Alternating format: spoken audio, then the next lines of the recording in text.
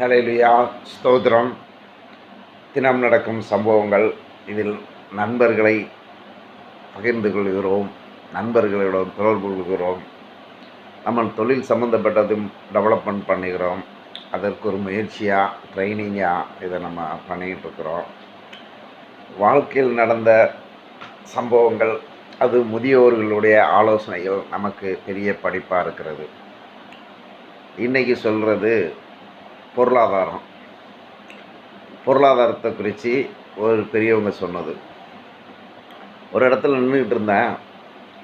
ஒரு ட்ரிங்க்மேன் நல்லா தண்ணி அடிச்சுட்டு அவருக்குள்ள ஒரு குஷி வந்துடுச்சு வந்தாவா.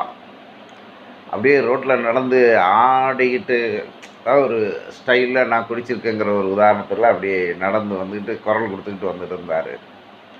அவருக்கு ஏற்றவங்களாம் தெரிஞ்சவங்களாம் பார்த்துட்டு என்ன கொஞ்சம் ஒரு நல்ல மனுஷன் பட்டு குடிக்க அடிமையானாலும் அவருடைய பந்தாவுக்காக சிரிச்சுக்கிட்டு இருக்கிறாங்க.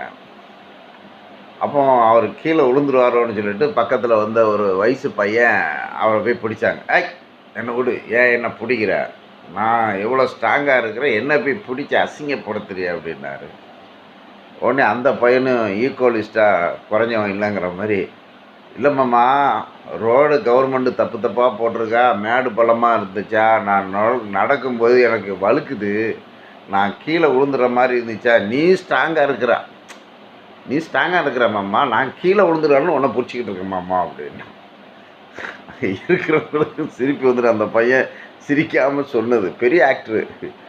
அந்த குடியிருக்கிட்ட சிரிப்பு வந்துச்சு. என்னடா நான் விழுந்துணுன்னு சொல்லி நீ பிடிச்சிட்டு இப்போ என்னையா பிடிக்கிறேன்னு கேட்டால், நான் விழுந்துடணும் என்ன ஸ்ட்ராங்காக, அதாவது என்ன ஸ்ட்ராங்காக பிடிக்கிறேன்னோன்னா அவருக்கே அந்த போதையிலையும் கொஞ்சம் சிரிப்பு வந்துடுச்சு. இப்போ பக்கத்தில் இருக்க சொன்னார், என்ன சார் இப்படிலாம் இருக்கிறாங்கண்ணா, என்ன பண்ணுறது விஜி, இந்த குடியினால் எவ்வளோ குடும்பங்கள் கஷ்டப்படுது. ஸோ அந்த குடும்பத்தில் இருந்தால் நானும் வெளியில் வந்தேன். இவங்கெல்லாம் இப்படி கஷ்டப்படுறதுக்கு காரணங்கிறது பல காரியங்கள் இருக்குது. முதல்ல சரியான உணவு கிடையாது. இயற்கையாக எவ்வளோ கடவுள் நம்மளுக்கு படைச்சி வச்சுருந்தாலும் இவங்க பர்டிகுலர் ஐட்டங்களை மட்டுமே சாப்பிட்டு, அதனால் உடம்புல எதிர்ப்பு சக்தி இல்லாத நேரத்தில் இந்த மதுவை குடித்தா அந்த உடம்பு வலி போது, அவங்களுக்கு ரிலீஃப் கிடைக்குது, ஒரு போதை கிடைக்கிறவங்களுக்கு அடிமையாகி எவ்வளோ குடும்பங்கள் அழிஞ்சு போய்கிட்டே இருக்குது. இப்போ ஒன்றும் சொல்ல முடியாது. உதாரணத்துக்கு இப்போ நாங்கள் எங்கள் குடும்பத்தை எப்படி டெவலப்மெண்ட் பண்ணியிருக்கோம் அப்படின்னா, 4 பெரியவங்களை பார்த்து ஒவ்வொரு இதுவும் கற்றுக்கிடுறோம். நான் ஒரு வீட்டில் வேலைக்கு போயிருந்தேன். அப்போ அவங்க இன்னும் வேலைக்கே சேர்க்க மாட்டேங்கிற சூழ்நிலை இருக்கும்போது அப்புறம் நம்ம நடத்தி வச்சு வேலைக்கு சேர்த்துக்கிட்டாங்க. அவங்க ஃபேமிலியில் எப்படி டெவலப்மெண்ட் ஆகிருக்குன்னு பார்த்தோம்னா, அவங்களுடைய மாத வருமானம் ஒரு 10,000 ரூபா இருக்குன்னு வச்சுக்கோங்களேன். அது ஒரு போதுமான வருமானம். ஒரு உதாரணத்துக்கு, நான் ரொம்ப ஏதாவது சொல்லக்கூடாதுங்கிறக்காக, அதில் அவங்க ஒவ்வொரு காரியங்களையும் மிச்சப்படுத்துகிறாங்க. உதாரணத்துக்கு நம்ம ஏழையாக இருக்கிறவங்க டெய்லி கடையில் போய் அன்றாட தேவைக்கு மட்டும் பொருள் வாங்குகிறோம். அவங்க அப்படி இல்லை.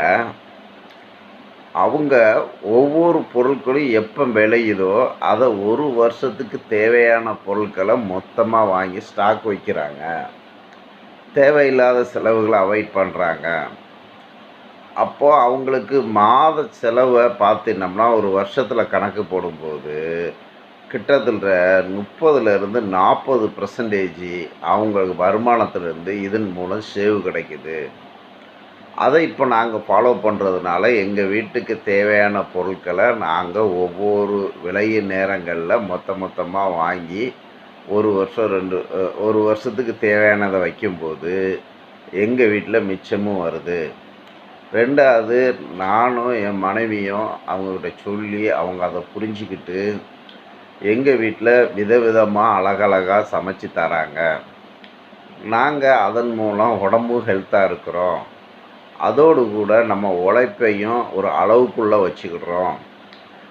சிறு தொழிலில் இருக்கிறவங்க என்ன பண்ணுறாங்க, சம்பளத்துக்கு போனால் ஒரு சம்பளம் இருக்குதுன்னு வச்சுக்காங்களேன், அதே கான்ட்ராக்டாக எடுப்பாங்க. உதாரணத்துக்கு ஒயிட் வாஷு, இப்போ நான் செய்கிற சோபா தொழில், இது எல்லாமே கான்ட்ராக்டாக எடுக்கும்போது அவங்களுக்கு ஸ்கொயர் ஃபீட் ரேட்டாவோ இல்லை கான்ட்ராக்ட் ரேட்டில் கொஞ்சம் அதிக வருமானம் கிடைக்கும். அப்போது நார்மலாக வேலைக்கு போகிறது ஒரு 10 மணிக்கு போய் ஒரு 5 மணிக்கு, இல்லை ஒரு 8 மணிக்கு போய் 5 மணிக்கு கை கழுவுறத இவங்க 4 மணி 5 மணிக்கே போயிடுவாங்க. நைட்டு 8:30 மணி 9 மணி வரைக்கும் வேலை பார்ப்பாங்க. அப்போ அந்த உடம்பு வந்து கண்டினியூவாக வேலை பார்க்கும்போது அந்த உடம்புல எதிர்ப்பு சக்தி இல்லாத காரணத்தால் அவங்க அப்புறம் ஜாலியாக போயிட்டு ஃப்ரெண்டு கூட தண்ணி அடிக்கிறாங்க. இதில் ஒரு கொடுமை என்னென்னா, ஒரு தண்ணி அடிக்கிற ஆளுக்கு 40 வயசோ 45 வயசோ இருக்கும்போது அவர் வாங்குகிற சம்பளம் அவர் வீட்டுக்கு செலவுக்கு பத்தாத சூழ்நிலைகள் இருக்கும். அதே சம்பளம் தான் ஒரு 18 17 வயசு பையனுக்கு சம்பளம் இருக்கும். இந்த பையன் அந்த சம்பளத்தை வாங்கிட்டு வந்து வீட்டுக்கு கொஞ்சம் கொடுத்துட்டு தண்ணி அடிக்கிறது, தம் அடிக்கிறது, ஊர் சுற்றுறது, வண்டி வாங்குறதுன்னு வீண் செலவு பண்ணிகிட்டு இருப்பான். 50 வயசில் இவனும் கஷ்டப்படும். அப்போ பரம்பரையாகவே நம்ம ஏழையாகவே இருந்துக்கிட்டு இருக்கிறோம். அதில் இருந்து நான் ஒரு சிலவங்க தான் தப்பிச்சு நம்ம தேவையான செலவுகளை பண்ணுறோம், தேவையில்லாத விட்டுருக்கோம். வேலைகளை கான்ட்ராக்டாக எடுத்தாலும் நான் என்னை பொறுத்தளவு எனக்குள்ளே வச்சுக்கிட்டு என்னுடைய 8 ஹவர் வேலையில் செய்யும்போது ரெகுலராக கரெக்டாக செய்யும்போது எனக்கு ஆர்டர்ஸும் கரெக்டாக இருக்குது. எனக்கு வர்ற வருமானத்தை நான் வேஸ்ட்டு பண்ணாமல் வீட்டில் கொடுக்குறேன். எங்கள் வீட்டம்மா வீட்டில் உட்காந்து அவங்க ஒரு தொழில் பண்ணி சேர்த்து இன்றைக்கி நாங்கள் பிள்ளைங்க படிப்பு பொருளாதாரத்தில் ஓரளவு வந்துக்கிட்டு இருக்கோம். பாரதி சொன்ன மாதிரி என்று தனியுமோ இந்த சுதந்திர தாகம் அப்படிங்கிற மாதிரி இந்த ஏழப்பட்ட ஜனங்க என்னைக்கு சிந்திப்பாங்களோ, என்னைக்கு செயல்படுவாங்களோ, அது வரைக்கும் இந்த பிரச்சனையை நம்ம ஒன்றுமே பண்ண முடியாது. இவங்க சிந்திக்காத வரைக்கும் இந்த பாடுகள், இந்த பிரச்சனைகள் இது எல்லாமே சகஜமாக தான் இருக்குது. இதுக்கு எந்த கவர்மெண்ட்டு என்ன சட்டம் போட்டாலும், என்ன அறிவுரை கூறினாலும், எத்தனை தலைவர்கள் சொன்னாலும் யாரும் கேட்க போகிறதில்ல. 2வது இந்த ஜனங்கக்கிட்ட பக்தி, அது இந்த மதம்தான்ட்டு இல்லை. ஏழப்பட்டவங்களுடைய ஒரு பக்தின்னு ஒன்று இருக்குது. படித்த முன்னேறின குடும்பத்தின் பக்தின்னு ஒன்று இருக்குது. படித்த முன்னேறின குடும்பத்தினுடைய பக்தி வந்து பார்த்திங்கன்னா, அது மனிதனுக்கு தேவையானதும் தேவை உள்ளதுமா இருக்குது. இந்த படிக்காத ஜனங்களுடைய ஒரு பக்தியை பார்த்திங்கன்னா, தேவை இல்லாததும் தெரியாததும் மூட நம்பிக்கையுமா இருக்குது. இவங்க கள்ளசாமியார்கிட்ட போய் ஏமாறுறது, சரி அது இந்த மதம் தான் எல்லாத்துலேயுமே போகுது. இப்போ ஏழப்பட்ட ஜனங்கள்கிட்ட பார்த்திங்கன்னா, ஒரு கிறிஸ்டினாக இருந்தாங்கன்னா அவங்களுக்கு பைபிளை பற்றி தெரியாது. ஆனால் நாங்கள் இந்த சபை அந்த சபை அப்படிம்பாங்க. சர்ச்சுக்கும் போயிட்டு வருவாங்க. காலையிலே பார்த்திங்கன்னா குழாயடியிலே ஏதோ ஒரு சண்டை போடும்போது ஆக்ரோஷமாக கெட்ட வார்த்தைகளை ஸ்டைலாக பேசுவாங்க. அதை நம்ம பார்த்துக்கிட்டே இருக்கலாம் போல் இருக்கும்.